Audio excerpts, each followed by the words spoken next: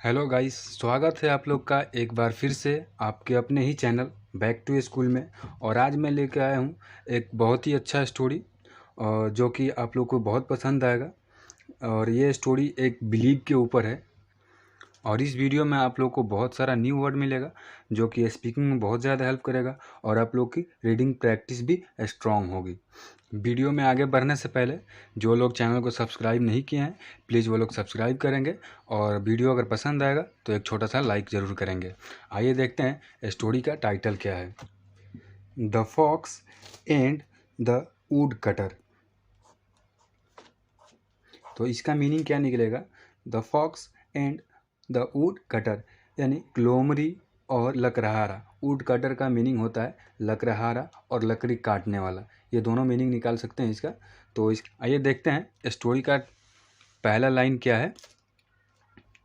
Some hunter were chasing a fox. Some मतलब क्या होता है? कुछ। हंटर यानी शिकारी। और वर का हम लोग यूज करते हैं जब किसी सेंटेंस में रहा था, रही थी, रहे थे हो तब। और चेसिंग हुआ पीछा करना, ये चेस का VING फॉर्म है। और मतलब एक, फॉक्स यानी लोमड़ी। तो क्या हुआ इसका पूरा मीनिंग?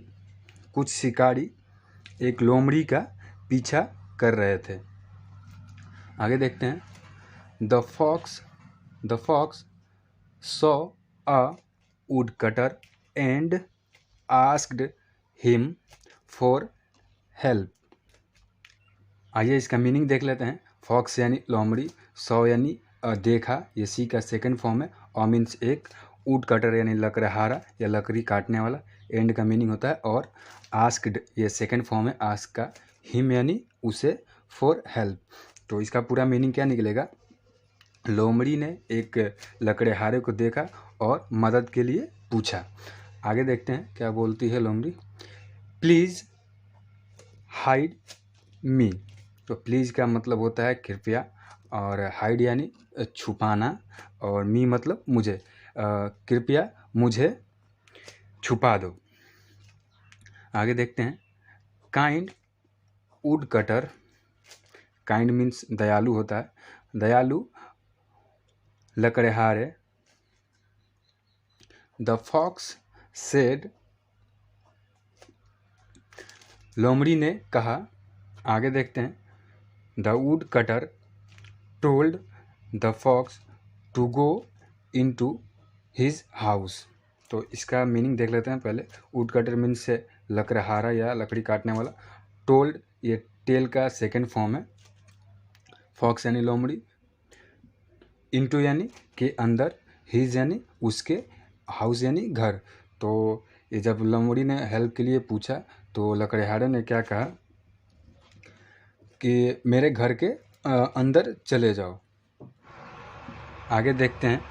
सून द हंटर्स केम। तो सून का मीनिंग क्या निकलेगा? जल्दी। द आर्टिकल का यूज करते हैं। हंटर यानी शिकारी होता है, तो यहाँ पे एस लगा हुआ है। तो इसका मतलब क्या हुआ? एक शिकारी नहीं था, वहाँ पे एक से ज़्यादा शिकारी था। इधर फोटो में भी दिख रहा है, 3 शिकारी थे, ऐसा फोटो में दिख रहा है। केम, केम ये सेकंड फॉर्म है कम का। आगे देखते हैं स्टोरी में क्या होता है। They asked the woodcutter. They मतलब वे लोग या वे। आस्क यानी आस्क्ड यानी पूछा, ये आस्क का सेकंड फॉर्म है। द मतलब द आर्टिकल का यूज करते हैं। वुड कटर यानी लकड़हारे से उन लोगों ने पूछा। क्या पूछते हैं देखिए। Did you see a fox. क्या तुमने एक लोमड़ी को देखा? एक क्वेश्चन मार्क लगा तो इसका मतलब क्वेश्चन पूछ रहा है अगला आदमी। आगे देखते हैं। The woodcutter said no. Woodcutter ने क्या कहा यानी लकड़हारे ने क्या कहा? नहीं। बट लेकिन pointed to his house. Pointed, but का मीनिंग तो सबका वो पता होता है, लेकिन होता है। बट आजकल तो नॉर्मल वर्ड हो गया, हर कोई यूज़ करता है। और पॉइंटेड का मतलब दो होता है, एक नोकीला होता है और एक टिक मारते हैं, जैसे हम लोग मार्का किसी चीज़ का देते हैं वो होता है, यानी किसी चीज़ के ऊपर हम लोग निशान लगा देते हैं, इसको हम लोग पॉइंटेड बोलते हैं। और हिज हाउस, हिज का मतलब उसका भी होता है और अपना भी होता है। तो हिज यानी अपने, और हाउस यानी घर, वो अपने घर को मतलब पॉइंटेड किया, दिखाया वैसे। आगे देखते हैं। ओ इसने तो छुपा दिया था लोमड़ी को, लेकिन अपने जब शिकारी लोगों ने पूछा उससे तो अपने घर को भी इसने पॉइंटेड कर दिया, यानी इशारा कर दिया उसके तरफ। तो आगे देखते हैं क्या होता है। The hunters did not know why the wood cutter pointed and they went away. तो पहले मीनिंग देख लेते हैं। हंटर्स यानी शिकारियों। डिड का हम लोग यूज करते हैं जब पास्ट सेंटेंस का बात हो, पास्ट के सेंटेंस के लिए करते हैं। और नो का मतलब होता है जानना। वाई मतलब क्यों। The article. Woodcutter means लकड़हारा। पॉइंटेड यानी इशारा किया। एंड मीन्स और दे मतलब वे लोग। वेंट अवे यानी दूर चले गए। तो इसका फुल मीनिंग क्या निकलेगा। शिकारी यह नहीं जानते थे क्यों लकड़हारे ने अपने घर को पॉइंटेड यानी इशारा किया और वो दूर चले गए। थोड़ा ऊपर कर लेते हैं, अभी दिख रहा है। आगे देखते हैं क्या होता है। यहाँ तक क्लियर हो अपना। After a while the fox came out of the house. After a while यानी कुछ देर के बाद। द फॉक्स यानी लोमड़ी। कम का सेकेंड फॉर्म है came. Out of the house, out of यानी बाहर, द हाउस यानी घर के बाहर। तो कुछ देर के बाद लोमड़ी घर के बाहर आई। द फॉक्स डिड नॉट से थैंक यू। तो द आर्टिकल का यूज करते हैं। फॉक्स लोमड़ी। डिड का हम लोग यूज करते हैं पास्ट सेंटेंस में। और नॉट का मीनिंग हुआ नहीं, से यानी कहा। तो इसका मीनिंग क्या निकलेगा। लोमड़ी ने थैंक यू नहीं कहा, यानी शुक्रिया नहीं कहा। आगे देखते हैं। The woodcutter got angry at the fox and asked. आइए मीनिंग देख लेते हैं। वुड कटर मीन्स लकड़हारा। गॉट यानी होना, ये गेट का सेकंड फॉर्म है गॉट।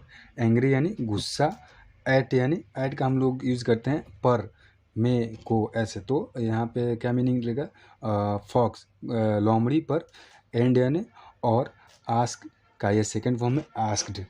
तो लकड़हारा जो था उसको गुस्सा आ गया लोमड़ी पर और पूछा वाई डोंट यू से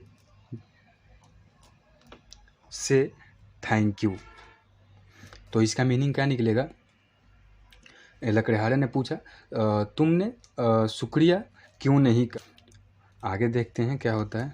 ये थैंक यू नहीं बोली लोमड़ी तो गुस्सा हो गया लकड़हारा।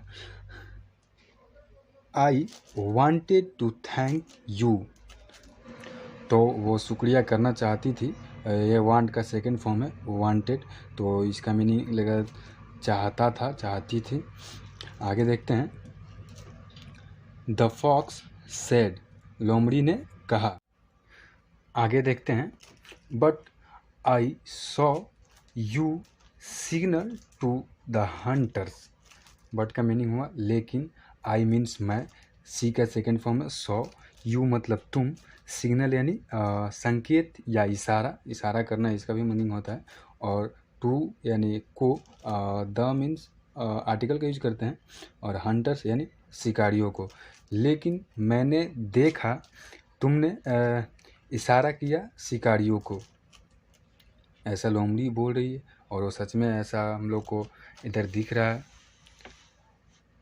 ये इशारा भी कर रहा है इधर की लोमड़ी इधर ही है। वो पूछा तो उन लोगों ने, लेकिन देखते हैं आगे क्या बोलती है लोमड़ी। Your words did not match your action. You means तुम या तुम्हारा दोनों होता है। वर्ड यानी शब्द, डिड यानी डिड का हम लोग यूज करते हैं पास्ट सेंटेंस में। मैच योर एक्शन, मैच यानी या मिलना, किसी चीज़ से जैसे हम लोग मिलाते हैं कि सेम इसके जैसा है, तो उस चीज़ को हम लोग बोलते हैं मैच। योर यानी तुम्हारा, एक्शंस यानी एक्शन, जैसे हम लोग किसी चीज़ को सुन के रिएक्ट करते हैं उस चीज़ को हम लोग एक्शन बोलते हैं। जैसे कि चीज़ हम लोग सुनते हैं अचानक से तो चौंक जाते हैं, कोई सरप्राइज होता है तो, या कुछ कोई हादसा हो जाता है तो चौंक जाते हैं, तो उस हिसाब से उसने नहीं बोला। तो ये क्या बोल के गई, इसका मतलब क्या निकलेगा, तुम्हारा बात तुम्हारे एक्शन से नहीं मिलता है या नहीं मिला, नहीं मिला। तो इससे हम लोग को क्या सीखने को मिलता है, मोरल देखिए नीचे क्या दिया हुआ। मोरल मतलब होता है सबक या सीख। You should act and speak the same. तो इसका मतलब क्या हुआ, यानी जैसा हम बोलते हैं वैसा रिएक्ट करना चाहिए। तो वीडियो अगर पसंद आया होगा तो प्लीज़ एक छोटा सा लाइक ज़रूर करेंगे।